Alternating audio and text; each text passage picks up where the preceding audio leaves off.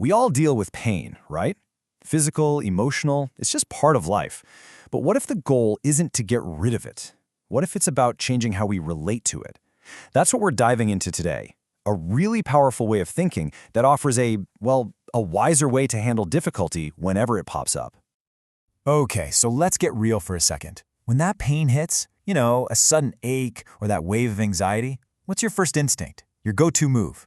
Do you try to fight it off? Or maybe you just pretend it's not there, hoping it'll just vanish? Or do you just kind of sigh and think, well, this is my life now? That gut reaction, that's exactly where we're going to start. All right, so the absolute foundation for all of this, it's something you're doing this very second. Breathing. Yep, that's it. But we're going to take it from being something that just happens in the background and turn it into a conscious tool. Think of it like an anchor, something you can drop anytime to find a little bit of comfort, especially when things get rough. Most of us think breathing is just in our nose, maybe our chest or lungs, but it's so much more than that. It's literally a full-body event. With every single breath you take, there are muscles in your back, your shoulders, your stomach, all working together, engaging and releasing. It's this whole interconnected network. So when I say breath, I want you to think about that entire system. So how do you actually use this? It's super simple, just 4 steps. Step 1, just notice your breathing. That's it. Don't change anything, just pay attention. Step 2, ask yourself a simple question. Is this comfortable?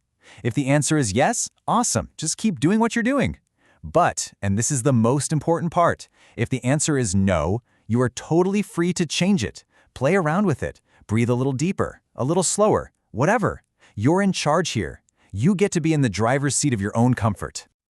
Okay, so what happens next? Well, as you start tuning into your body more, guess what you're going to find? Pain, discomfort. It's just gonna be there sometimes. That's part of the deal of being human. So the question isn't if it shows up. The real question is, what's your game plan for when it does? And here's the first move, and honestly, it's totally counterintuitive.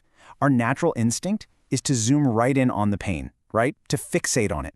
But this approach flips that on its head. It says, nope, don't do that. Instead, you use your breath to find the parts of your body that are comfortable. You build up this base of ease first, so you have a resource to draw from before you even turn your attention to the hard stuff. And this right here, this brings us to the absolute heart of this whole idea. Being able to handle pain wisely isn't about some secret technique or magic trick. It all boils down to one single concept, and that is understanding responsibility. So what do we mean by that? Well, in this context, wisdom is just the skill of telling things apart.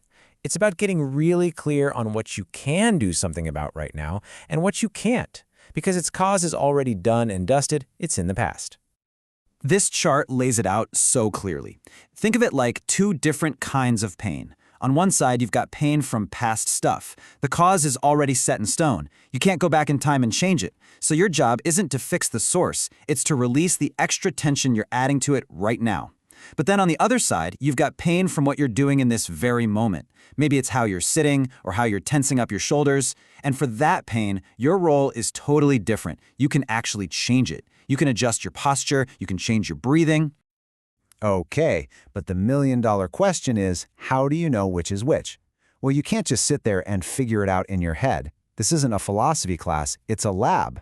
You have to experiment. You become a scientist of your own body. You try things. You gently shift how you're sitting. You play with your breath, and then you just observe. You ask, did that make things better, worse, no different?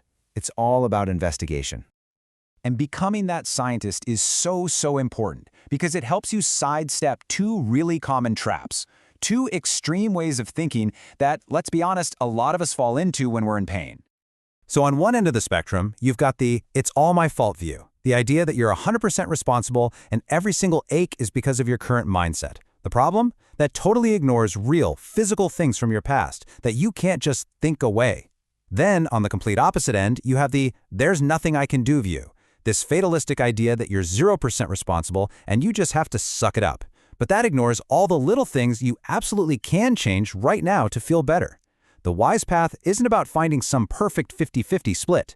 It's about having the flexibility to figure out what's true for this pain in this moment. So you see, the answer isn't to just pick one of those camps and plant your flag. The real solution is to become that scientist of your own experience, to approach it all with curiosity and a really practical, let's see what happens attitude. And this way of thinking is ancient. There's this great story about the Buddha meeting a group of people called the Kalamas, and they were totally overwhelmed, right? Everyone was telling them different things, different truths.